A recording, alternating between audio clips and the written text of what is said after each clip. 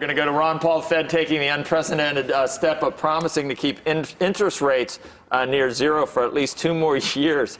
Joining us now, a man who hasn't been afraid to criticize the central bank, Congressman Ron Paul. He's a Republican from Texas, also a presidential candidate. Were you watching yesterday, Congressman, as the statement was coming out? And what do you do? Do you sort of, as you hear each additional statement, what was your reaction? Well, more of the same. I wasn't surprised. That's the only thing that the Fed knows how to do, and that's the only thing Bernanke ever believed in. For him to have done something differently would have been a real surprise to me. But the results of what he said wasn't a surprise at all. I mean, it's just further devaluation of the currency, and that is why gold prices went up. Actually, gold prices don't go up. It's just that the dollar goes down, and people are anticipating the dollar is going to continue to lose its value, so we can anticipate that there's going to be a lot of price inflation down the road. I mean, it is at this point. Is it parabolic yet in gold in your view? I know you're not obviously you're not a gold investor, but when it moves $60 day in and day out, and everything seems to be going in its favor, I mean, do you think that it can go to $2,000–$3,000? Oh, yeah, because it could go to zero if we continue to do what we're doing. Because the bubble that I'm concerned about, I don't think gold is what you would call a bubble. I think the bubble is in the price of bonds. I mean, how could anybody have this much trust in the bonds and buy a 30-year bond and earn the interest rates they're making? That's where the big bubble is. But I think what's happening today, and why I see this as such a serious thing, is that I think what we're dealing with is the end of the dollar reserve standard, and that's a worldwide phenomenon. It's not just for the United States. Just think how many dollars we've exported, how many people hold dollars. And if this dollar is in big trouble, which is what I think is the problem, I mean, this is just not a minor problem. This is probably a bigger problem than the world has ever faced before.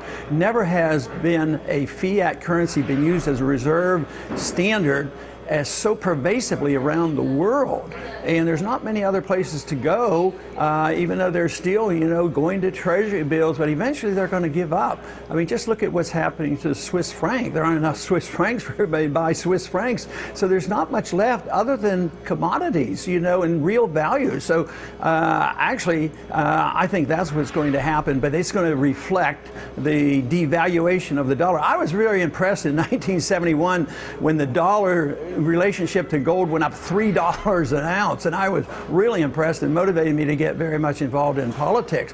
So you can imagine what I think about 1/1700th of an ounce of gold is a dollar. I mean, it's just phenomenal. I'm utterly amazed that this lasted this long, and they're desperately trying to keep this together because everybody has an interest in saving the dollar, even the Chinese are. But believe me, I do not believe you can save the dollar reserve standard. Did you believe that S&P's decision to downgrade our U.S. debt was a responsible decision? Some people have actually suggested that what they were ultimately doing was downgrading our currency, which is what you've sort of suggested just now. Is happening in some ways, I think it's irrelevant. The markets are much more powerful. They'll downgrade whatever they need to. But for the moment, and for traders, this can be a big deal. And politically, it can be a big deal. But if one announcement like that from somebody like Standard & Poor's that didn't have any idea what was going on with Fannie Mae and Freddie Mac can change things. So if that announcement pushes the dollar down and causes some chaos in the stock market, they were destined to do that anyway. So those are just excuses. So I don't think an announcement, although in a very short time in a day-to-day trading has a significance, that doesn't change things. What if they made this announcement and the dollar was as good as gold and everything was hunky-dory? Those announcements would have no meaning.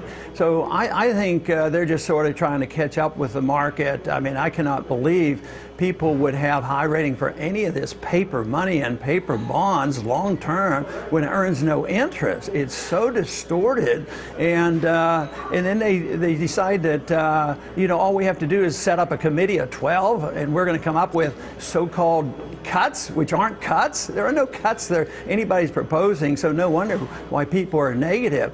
But what I worry about the most is the consequence of currency destruction is violence. And boy, every day there's more and more violence, whether it's in London, demonstrations in Israel, all around the world, revolutions going on. And this is all related to sometimes prices of food going up. And this is all related to this fictitious notion about what money is and what it should be. Yeah, I remember when you asked Chairman Bernanke about whether gold was money, did you find the answer not satisfying? Well, it was sort of a silly answer. I mean, he can't repeal 3,000 or 4,000 years of history. Money has to come out of the marketplace, as von Mises taught. He says you can't create money out of thin air. Now, when you do, the only reason the dollar has existed by being created out of thin air because it originated in the marketplace. It was a silver standard. It was 370 grains of silver. That's what the definition of a dollar still is.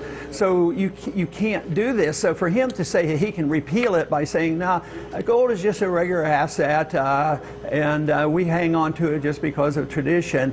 But the markets are saying, "Look, when times get tough, they go to the gold." And that's not my theory, and that's not a recent theory. That's been around for a long, long time, and they're not going to be able to repeal it. All right, Congressman, we appreciate your time this morning. We hope to see you again soon, and you know, you're like in the top 3 on most of these polls, so I don't know how you get to the top, but probably doesn't hurt coming on the show. Anyway, good to see you.